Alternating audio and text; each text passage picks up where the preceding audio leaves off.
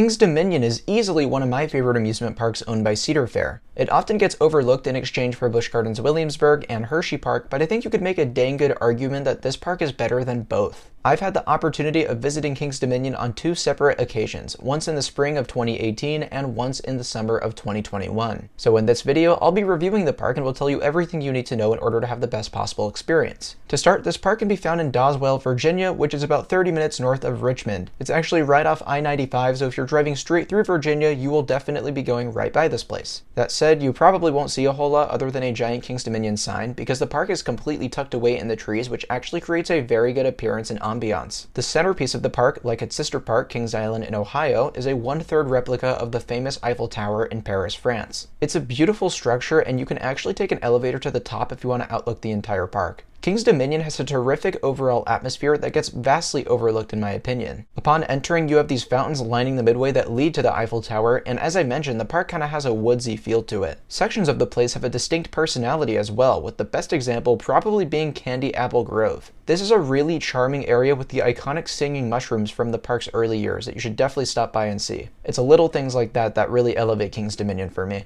Onto the rides, King's Dominion has 13 operating roller coasters and plenty of flat rides to choose from. Let me start by giving a shout out to Volcano the Blast Coaster, which was arguably the park's most popular and iconic attraction. It was this one-of-a-kind launch coaster that shot riders out of a volcano. The ride unfortunately closed in 2018 due to considerable reliability issues, but I was lucky enough to ride it weeks before it shut down. It was a truly memorable coaster that will be missed by many. My hope is that King's Dominion is able to find a worthy replacement for Volcano that can do some justice to its uniqueness and highly thrilling ride experience. Ultimately, you can't complain too much though. King's Dominion still has one of the best top 2 lineups in the world, maybe even the best. Intimidator 305 is the tallest roller coaster in Virginia and the 8th tallest coaster in the world. Standing 305 feet tall, Intimidator is often seen as one of the most intense roller coasters on the planet. Unlike other giga coasters, a term given to a coaster with a height between 300 and 399 feet tall, Intimidator 305 hugs low to the ground for the majority of the ride experience. And when you have speeds of 90 miles per hour, this is a substantial feature of the coaster. It causes its pacing to be off the charts and its quick transitions to be taken with unheard of speeds. Take it from a guy who's now ridden 640 worldwide roller coasters, Intimidator 305 is by far one of the best in the world. Not to be outdone, Twisted Timbers is a Rocky Mountain construction revamp of the former Hurler wooden roller coaster. RMC is a company known for taking old rough wooden roller coasters and transforming them into airtime-packed, glossy smooth hybrid coasters. Twisted Timbers is no different, with one of the highest quantities of airtime you could experience on a given coaster. The strength and power of this ride is astronomical, and you'd never know that just by looking at its height of 111 feet. The fact that King's Dominion is able to claim 2 coasters this outstanding that focus on entirely different things is something to be very proud of. Though afterwards, the lineup does drop quite a bit in quality since the 3rd place spot had always been taken up by Volcano. As I said, I hope a replacement could be addressed in the future so that we can fill in the park's only real gap.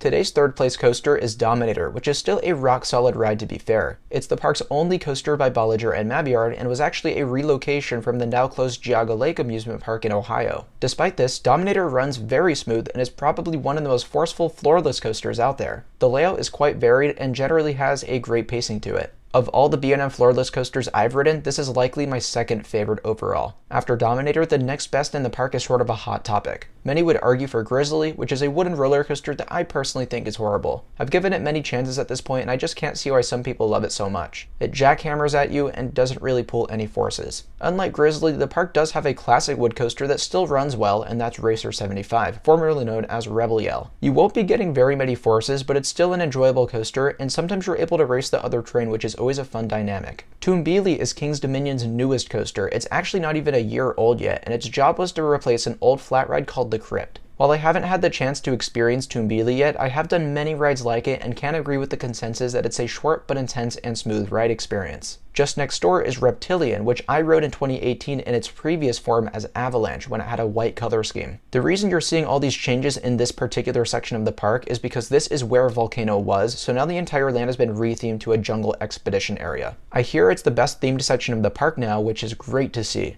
Flight of Fear is the park's indoor launch coaster, pretty underwhelming in my opinion, and don't even get me started on Anaconda, avoid that at all costs. Making up for the losses, Backlot Stunt Coaster is a great coaster for families, and then you have a few other small coasters like Woodstock Express, Apple's Apple, and one for children called the Great Pumpkin Coaster. As for flat rides, King's Dominion has a crazy drop tower that stands exactly the same height as Intimidator 305. There's also a Windseeker, which is always fun, and a large pendulum ride called Delirium. It would be cool to see one unique flat ride in the park because other Cedar Fair properties like Canada's Wonderland already have so many. Some miscellaneous rides I'll mention before we move on to the next topic is their Rapids ride called Whitewater Canyon, a log flume called Shenandoah Lumber Company, and your classic Boo Blaster Stark ride. There's also an attached Soak City water park, but I've never actually been inside, so I'm not sure how good the slide lineup is. Something I want to shout out is King's Dominion's food. When it comes to most amusement parks, food isn't something you're really looking forward to because you're probably just expecting your average pizza, hot dogs, and funnel cakes. But King's Dominion is not like that. Sure, you could still find those things, but there's also real food that you can get here. My favorite place to eat has always been the Mac Bowl, which is your gourmet macaroni and cheese where you can put different toppings and sauces on it. But if you're looking for a true meal, I'd recommend Grain and Grill, which is amazing. It's right on International Street.